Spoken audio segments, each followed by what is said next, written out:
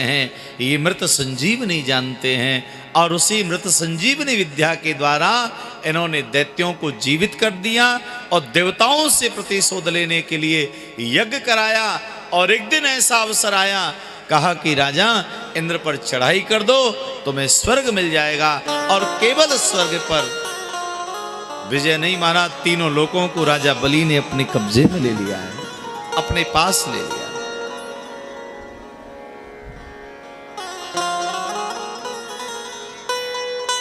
देवता मारे मारे डोलने लगे। देवता रोते रोते अपनी माता अदिति के पास में गए, मैया हमारा स्वर्ग चला गया। अदिति मैया ने कहा थोड़ा धैर्य रखो, सब ठीक हो जाएगा।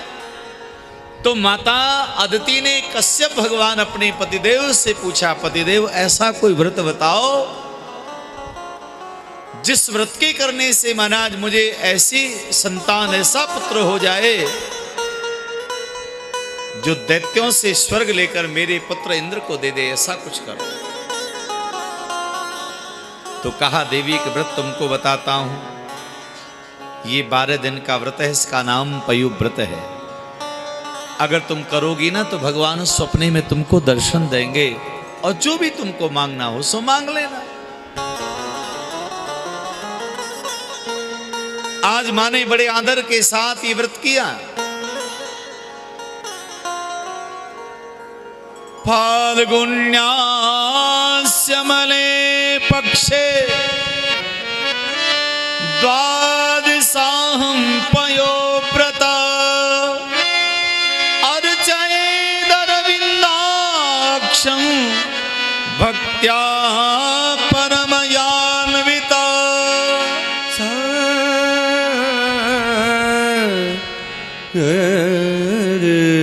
बता दिया ये फाल्गुन के महीने में शुक्ल पक्ष की प्रतिपदा से द्वादशी तिथि तक किया जाता है और 12 दिन का ये व्रत होता है। दूध का आहार लिया जाता है, अनेक प्रकार के नियम संयम बता दिए।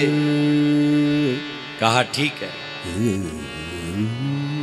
माता अदिति ने इस व्रत को बड़े भाव से किया। एक दिन महाराज सपने में भगवान पधारे और भगवान कहने लगे, माता कुछ मांग लो, क्या चाहती हो तुम।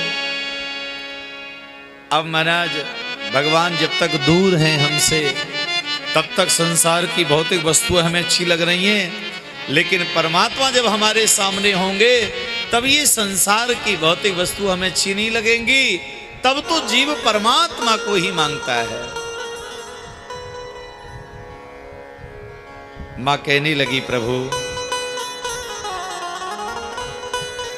वैसे तो मैं ऐसा पुत्र चाहती थी जो बलि से राज्य लेकर मेरे बेटा इंद्र को दे, लेकिन जब से मैंने आपको देखा है तब से मेरा मन हो रहा है कि आप ही मेरे घर में पुत्र बन करके आ जाओ, बेटा बन जाओ।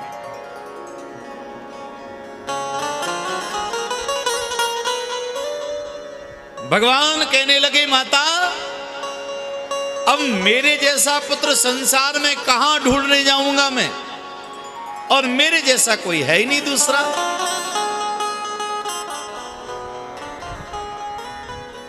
आप सरस खोजो कहां जाई, मेरे जैसा तो मैं हूं, तो मैं ही तुम्हारा पुत्र बन करके आऊंगा।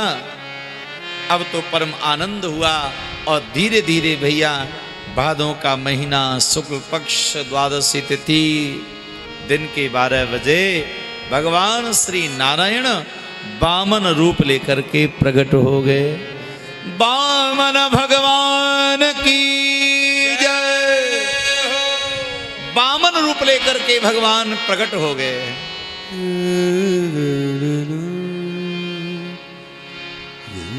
मेरे भगवान बड़े सुंदर हैं। श्री सुखदेव जी ने कह दिया, तम बटुम वामनम दृष्ट्वा मोदमाना महर्षया कर्माणि कारमायासु पुरस्कृत्य प्रजापतिम। इतना दिव्य रूप लेकर भगवान प्रकट हो गए, बड़े सुंदर लग रहे हैं भगवान। छोटे छोटे भगवान के चरण हैं, छोटे छोटे भगवान के हस्त कमल हैं। 12 अंगुल की भगवान की लंबाई है। अद्भुत रूप लेकर के भगवान का मंगलमयी आगमन हुआ। सब जय जयकार करने लगे। सबसे पहले माता रति ने क्या किया, भगवान को लंगोटी पहना दी, कौपीन पहनाई। और जैसे ही भगवान को लंगोटी पहनाई, कश्यप ऋषि ने चरण पादुका पहना दी लकड़ी के। देवगुरु बृहस्पति जी ने यज्ञोपवीत धारण करवा दिया। ब्रह्मा जी ने अपना कमंडल दे दिया। दुर्गा माता ने भिक्षा डाल दी। दिशाओं ने छत्र दे दिया। ऋषियों ने आसन दे दिया। अनेक प्रकार की सामग्री भगवान को और सबसे हमारा दान में प्राप्त हो गई। और उन सब को लेकर जब गुरुदेव को प्रदान करने लगे, तब गुरुजी ने कहा, हे वामन प्रभु,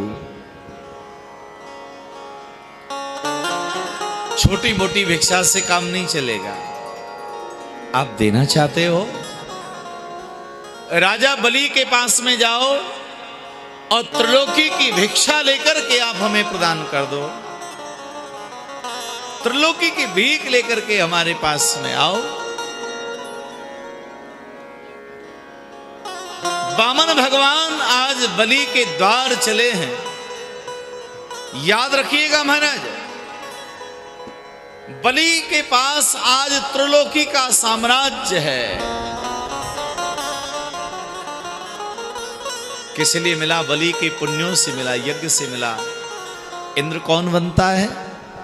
इंद्र कोई हर कोई नहीं बन जाता है भैया। साधारण सी बात है, देश का राजा भी कौन बनता है? जिसने पूर्व जन्म में बहुत पुण्य किए हो। कोई पुण्यात्मा धर्मात्मा जिसने पूर्व जन्म में बहुत बड़े पुण्य किए हो, उन पुण्यों के प्रभाव से ही राजगद्दी उसको प्राप्त होती है। हर किसी को प्राप्त नहीं होता है महाराज। राजा बलि ने अपने जीवन में बहुत यज्ञ किए। वर्णन आता है, इंद्र वह बनता है जिसका 100 यज्ञ करने वाला, 100 जो अश्वमेध यज्ञ करता है वो इंद्र बनता है।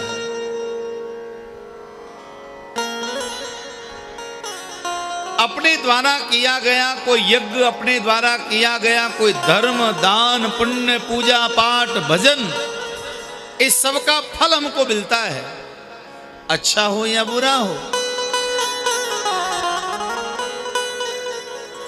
शुक्राचार्य ने राजा बलि को कहा था, देखो बलि, अब तुम इंद्र बने हो थोड़े समय के लिए। अगर हमेशा हमेशा के लिए इंद्र बना रहना चाहते हो तो 100 यज्ञ कर दो। भैया बलि ने 99 यज्ञ पूरे कर दिए, 100वां यज्ञ चल रहा है। और देवताओं को इस बात की चिंता है, अगर ये 100वां यज्ञ पूरा हो गया फिर बलि को इंद्रासन से कोई हटा नहीं सकता है। इसलिए भगवान वामन का रूप लेकर के आए और बलि के दरवाजे पहुंचे।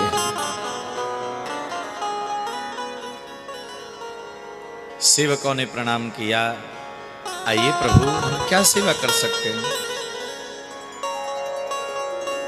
भगवान कहने लगे, सेवकों को कहा कि हम राजा बलि से ही दान प्राप्त करेंगे। राजा बलि को समाचार दिया और राजा बलि 100वां यज्ञ करने। शुक्राचार्य का सख्त आदेश है कि यज्ञ जब तक पूरा ना हो तब तक तुमको खड़े नहीं होना है, बैठे ही रहना है। तो महाराज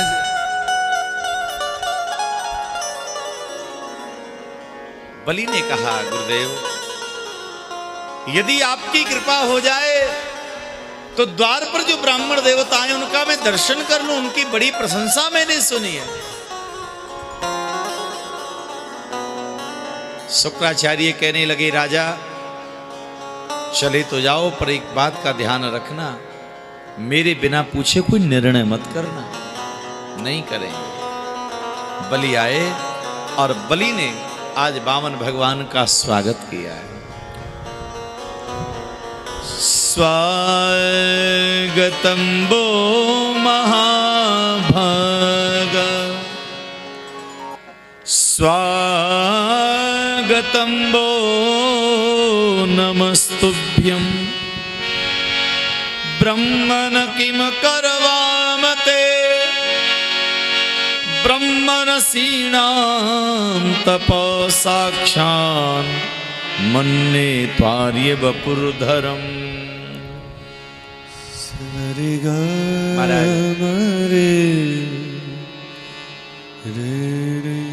बलि ने कहा प्रभु मैं आपका स्वागत करता हूं, बड़ी कृपा करी आप पधारे।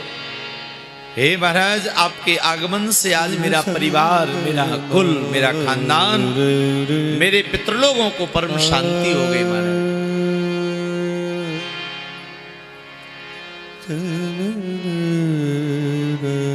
बड़ी कृपा हुई। अद्यना पितरस्तृप्ता अद्यना पावितम कुलम। आपके आने से मेरे पितृ देवता प्रसन्न हो गए। प्यारे सज्जनों, भगवान श्री सुखदेव जी महाराज वर्णन करते हैं, भैया हमारे पितृ देवता प्रसन्न कब होते हैं? ब्राह्मण देवता के चरण घर में पड़े, उससे पितृदेव प्रसन्न हो जाते हैं, संतुष्ट हो जाते हैं। श्रीमद् भागवत जी में लिखा है, अद्यना पितरस्तृप्ता अद्यना पावितम कुलम। मेरे पितृलोक तृप्त हो गए महाराज, मेरा कुल पवित्र हो गया। बड़ी कृपा की महाराज। मेरा 100वां यज्ञ चल रहा है और मेरे द्वार पे जो भी कोई आ रहा है उसको मैं प्रदान करता जा रहा हूं, जो भी वो मांग रहा है। प्रभु बताओ मैं आपकी क्या सेवा कर सकता हूं? आप जो कहें सो मैं सेवा करूं। गाम कांचनम गुणबद्धाम मृष्टम, आपको मैं सोने का महल दे सकता हूं, गौशाला दे सकता हूं, सेवक सेविकाएं दे सकता हूं, दास दासी, सेना, राज्य, वैभव, जो कहें सो प्रदान कर सकता हूं। वामन भगवान कहने लगे, बलि तुम बहुत अच्छे हो। क्यों? लेने देने की बातें कर रहे हैं, बहुत अच्छे हो।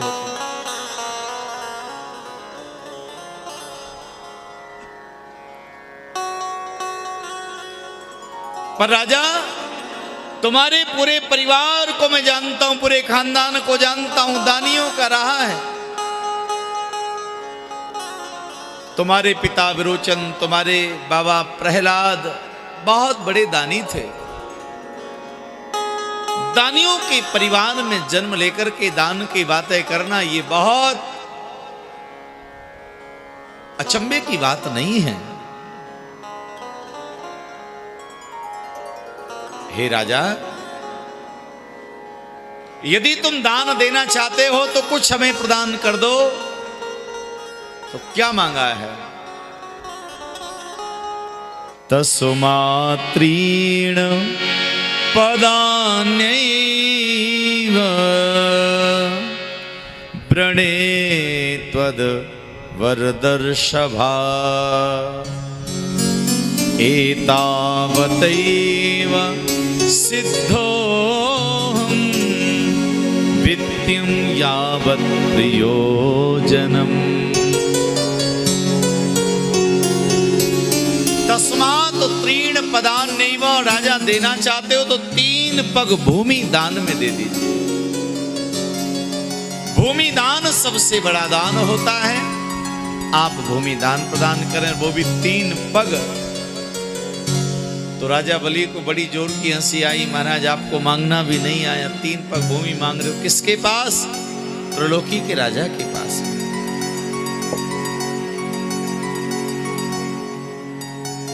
तो कहा महाराज 3 पग भूमि में नहीं दे सकता, कुछ और मांग लो। जितना कहो हम देने के लिए तैयार हैं, लेकिन आपको शायद मांगने में या लेने में संकोच न आए, लेकिन हमको देने में बहुत आएगा। वामन भगवान कहने लगे, राजा दान उतना ही लेना चाहिए जिससे हमारा प्रयोजन पूरा हो जाए, हमारा संकल्प पूरा हो जाए।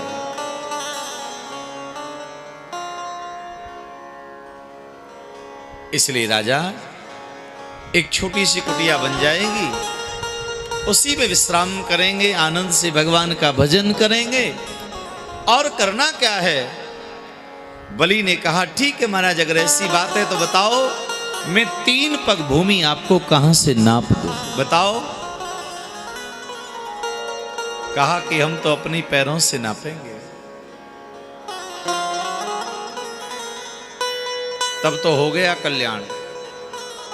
आपने यदि अपने पैरों से 3 पग भूमि को नापा ना, तो आपका एक तो कद बहुत छोटा है महाराज, 52 अंगुल की तो आपकी टोटल लंबाई है।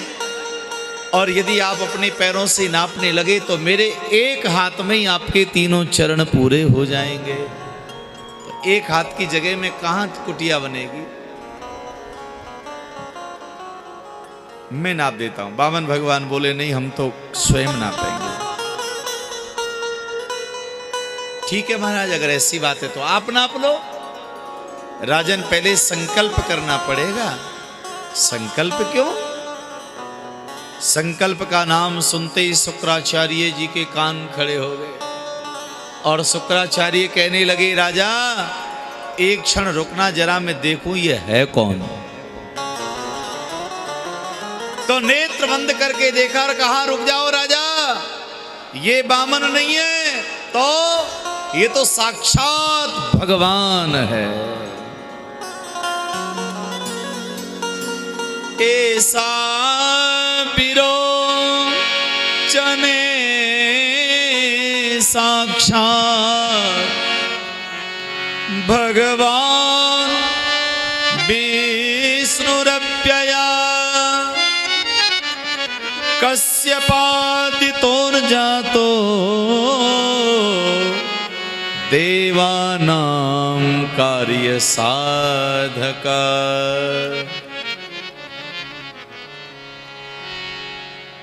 ये बामन नहीं, ये तो साक्षात भगवान है, देवताओं की कार्य सिद्धि के लिए आया है। 2 पग में त्रिलोकी को नापेगा, तुम्हारे पास देने के लिए कुछ बचेगा ही नहीं। इसलिए राजा अभी भी कुछ बिगड़ा नहीं है। एक बात तुमको बोलनी पड़ेगी, एक झूठ बोलना पड़ेगा कि मैंने लेने देने की कोई बातें नहीं की है। जाओ, दोबारा बातें करूंगा, तुम्हारा सब कुछ बच जाएगा।